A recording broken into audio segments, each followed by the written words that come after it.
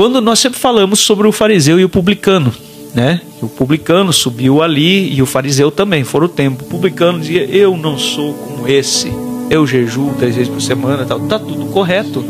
E em Mateus 23, quando Jesus falou sobre os fariseus, disse mais isso, fazer aquilo, aquilo mais, ele disse: deveis fazer estas coisas, mas sem omitir as outras. Ele diz: despreza a misericórdia, o amor, a fé, as coisas principais. Então, deveis fazer estas coisas, mas sem omitir as outras. Quer dizer, é um equilíbrio. Mas quando Jesus contou essa parábola do fariseu, que dizia: eu faço isso, faço aquilo, né? Não sou como esse aí, eu não sou como esse aí. E o outro batia no peito, não tinha coragem de levantar a cabeça e se considerava um pecador.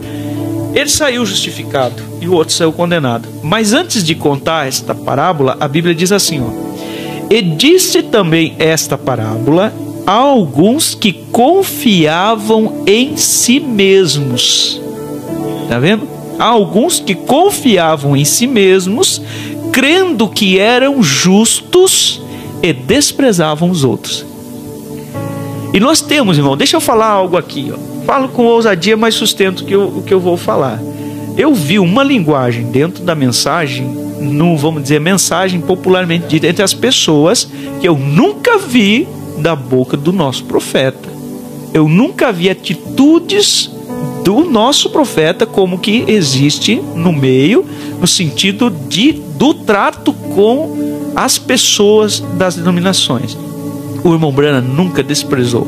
O irmão Branham sempre tratou como irmãos. Verdade. E sempre se manteve. O que fazia aquelas pessoas crerem na mensagem era a vida do irmão Branham, era o Espírito Santo na vida dele. Vamos dizer, era o amor fraternal.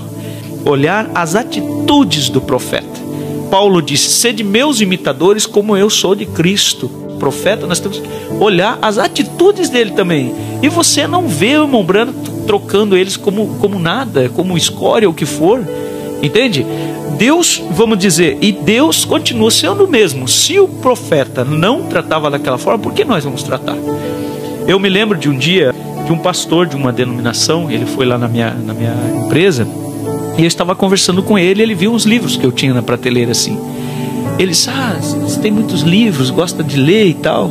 Eu disse sim. Daí fomos conversando, eu peguei o livro das eras e disse assim: esse é um livro que eu gostaria que o senhor lesse.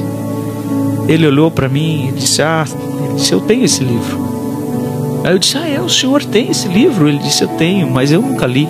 Eu disse: o senhor deveria ler. Ele disse: agora eu vou ler, mas quando me deram esse livro da forma que me deram, eu nunca ia ler.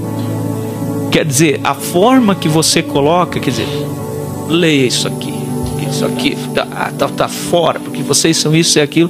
Vamos dizer, o sistema, sim, nós sabemos que o sistema, Deus não está nas denominações, irmãos. Se você pertence a uma igreja, uma denominacional, aquele sistema, com aquela hierarquia, aquele nicolaítismo ali, Deus não está nisso. Essa é a verdade, temos que ser sinceros.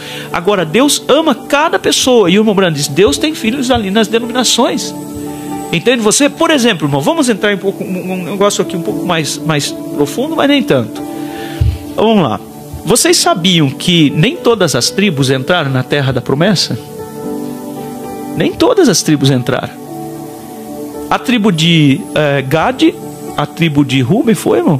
E meia tribo de Manassés, eles tomaram a sua possessão antes do Jordão, ali no Gileade, por ali.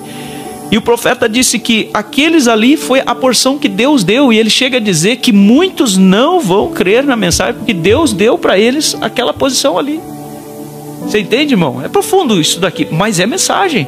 Então como que nós vamos condenar pessoas que Deus... O irmão Branham certa vez foi visitar um irmão, e o irmão Branham não falou na mensagem para ele. E o irmão na saída disse: mas você não pregou para ele? O irmão Branham disse: ele foi salvo no avivamento pentecostal. E quantas pessoas, vamos dizer, vão estar ali? Nós cremos que o rapto é para a noiva, aqueles que estão plenamente da palavra. Mas a salvação comum, irmão, ela é para todos. E como é que eu espero, irmão, ganhar alguém? Escute isso.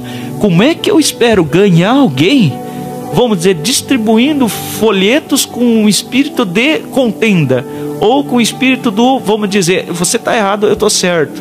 Entende? A ferro e fogo. Nesse tempo nós não vamos ganhar ninguém assim. Agora, quando você tem atitudes como estamos falando, como Paulo, como Silas, e o carcereiro, por sua vez, chega para ele e diz: o que eu preciso fazer para ter o Deus que vocês têm?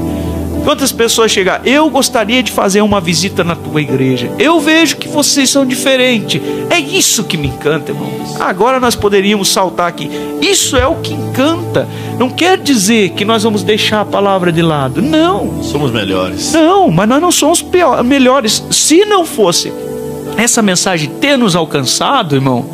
Ou, por exemplo, eu falei para o pastor Febroni: eu nunca passei por denominação nenhuma. Ele disse: você foi privilegiado, veio direto para a mensagem. Entende, irmão? Mas enfim, e quantas pessoas que passaram por um sistema? Por exemplo, estamos no irmão Enio, passou 18 cadeias. 18. Entende? Ele me contou ontem, eu não sabia. Mas sabe o que acontece, irmão? Ele tem que vir. Ô, irmão, vamos convidar de novo, tem que vir. Ele estava num lugar e um menino apareceu para ele lá. Chegou, encontrou ele, parava e olhava para ele e sorria. Chegou num outro lugar, ele se mudava, ele estava foragido. O menino chegava e ficava olhando para ele sorrindo. Aí ele foi e pegou um jornal e se escondeu assim quando viu os pezinhos na frente dele, o menino. Ele disse: eu quero conversar contigo. E subiu para um terceiro piso numa rodoviária e disse assim: olha, eu não sou isso que você está vendo. Ele disse: eu fui enviado de Deus para falar contigo. E começou a falar para o irmão Enio. E disse: você, os passos, ele disse: você vai ser preso nos próximos dias, você não fuja, e tal, e tal, tal. E foi falando, e Deus ia cruzar o caminho do irmão Enio. E Deus cruzou, e está aí o nosso irmão. É cumprido o testemunho. Você entendeu? Nós estamos falando de um homem que, vamos dizer assim, ele estava no pior abismo. Mas o irmão Enio disse para mim, quando ele tinha 12 anos, ele leu a Bíblia. Ele disse: se for assim, ninguém é salvo. Entende? E ele foi para aquele mundo. Mas de repente alguém poderia chegar para a Escritura para ele e dizer: Jesus disse que é assim mesmo. Quem poderá salvar? Jesus disse: o que é impossível para o homem é possível para Deus. Então às vezes nós estamos aqui e Deus está tratando lá com o bêbado, tratando com a prostituta, tratando. E o profeta diz o seguinte, irmão: escute isso aqui. E nós estamos aqui batendo no peito e dizendo que nós somos, que nós estamos bem. É claro que, escute isso, irmão. Assim, o profeta diz: eu não sou melhor que um bêbado que converteu há 5 minutos atrás. Aí eu digo para os irmãos: mas se você tivesse que tirar um conselho, você tomaria com o bêbado ou com o irmão branco?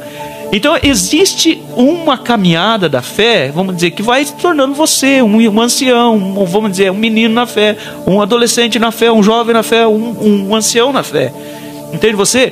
Mas o irmão Branco diz o seguinte: ele disse: se nós não honrarmos a posição que Deus nos deu, olha que forte isso, irmão, não se escandalize, mensagem. O profeta diz: Deus levantará os ratos, ele diz, para vir, no sentido de vida, e exercer esse lugar que nós estamos exercendo. Então o que nós temos que fazer? Levantar a mão para o céu e ser agradecido, e viver, porque é graça de Deus. O irmão Brana chegou em casa uma vez, a esposa dele disse, irmão Billy, que o vizinho era um pastor ou algo assim, tinha rasgado a Bíblia. Lembra dessa história, irmão? Me veio agora, né? Ele rasgou a Bíblia e comprou uma caixa de bebida, de cerveja, sei lá o que. Quando ele chegou a Bíblia, ele disse: não diga nada. Irmão, o profeta disse assim: se Deus tirar a mão de misericórdia de sobre mim, eu vou pelo mesmo caminho. Entende? Eu vou pelo mesmo caminho. E eu quero dizer, irmão, oxalá Deus possa nessa noite tomar, quebrantar o teu coração. Acabe um dia estava sobre o carro, dizendo que era rei de Israel, flechado mortalmente, e o sangue indo embora. O sangue era a vida. Nós precisamos de um autoexame nesse tempo final, saber se nós estamos realmente vivos ou se nós estamos ali como uma figura decorativa. Nada mais nos mexe, irmão, nada mais nos move. Entende? Você, vamos dizer, um convertido, vamos dizer, uma pessoa, um pecador, vem para o altar com a vida arrebentada. Isso deveria pôr fogo na igreja, irmão. Expectativa, entende? Quando aquela irmã encontrou com aqueles irmãos de cor, no livro Geração, você vai ver, e aqueles irmãos de cor, ela convidou eles para a igreja. Ela vinha com o violino, o instrumento, e eles disseram: mas você não tem medo de andar à noite? Tinha um que cuidava dela. E ela convidou eles para ir na igreja. E ela chegou na igreja e falou para a igreja: eu convidei os irmãos assim, assim. Levou, creio que foi 6 meses. Quando esses irmãos vieram, Foi um Pentecostes na igreja e eles ficaram admirados por que daquilo, mas é porque eles estavam orando todo aquele tempo por aqueles irmãos que viriam. Entende? Então a coisa é que nós temos que voltar àquela inocência, irmão. Entendeu? Voltar àquela inocência, aquela, vamos dizer, aquela vida. Se converter de novo, né? Se converter de novo, voltar àquela inocência. Entende? Porque às vezes nós vamos entrando em pregações profundas, e esse pregador é profundo, aquilo é profundo, irmão. Profundo é Deus. Deus é que é profundo. Amém, e essa profundidade aleluia. Muitas vezes vem para o leigo. Entende? Ele vem para a pessoa que não tem conhecimento intelectual, mas são as pessoas que muitas vezes vivem mais profundamente. Eu dizia para o irmão Milton hoje, na pregação ali na empresa dele, eu disse, a riqueza pode levar uma pessoa a ter sucesso natural, mas muitos ricos têm um prazer enorme de visitar pessoas bem pobrezinhas para desfrutar da atmosfera que existe na casa daquele. E eu lembro daquele hino que diz: o lar de quem ama é um recanto de amor. O lar de um cristão, irmão, deva ser assim. A nossa casa deve ser assim. E daí se você diz assim, a minha casa não é assim, a minha casa tem isso, então é isso que nós estamos falando, irmão. Tem que ser repensado, porque nós estamos na mensagem, bem posicionado, conhecendo tudo mais, mas nós não temos a vida, aquela doce harmonia, a atmosfera do Espírito Santo.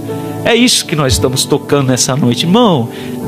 Dê ouvidos, Deus está aqui, nós sentimos a presença dele, Deus está falando nessa noite. É isso, é voltar àquela inocência. Você não vai perder por isso, de forma alguma, vai ter um crescimento, porque a própria Escritura diz que nós temos que ser simples como a pomba, nesse sentido, prudente como a serpente. Temos que voltar, como disse Jesus, a nossa fé tem que ser como a fé de uma criança. Entende? E diga o que quiser dizer. Então não é isso aqui, irmão. Nós louvamos a Deus pelo conhecimento, cremos na mensagem e amamos as coisas profundas, mas estamos falando sobre a atmosfera de vida, sobre sentimento, sobre, vamos dizer, sobre gratidão e como nós vivemos diante dos demais.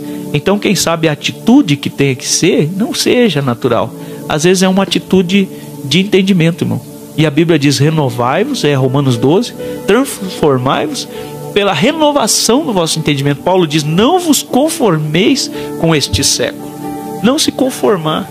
Uma vida, vamos dizer, morna, uma vida, vamos dizer, relaxada, mas pôr fogo na fogueira de novo. A coisa mais maravilhosa que tem é uma vida na presença de Deus. Isso é o que compensa. Aleluia.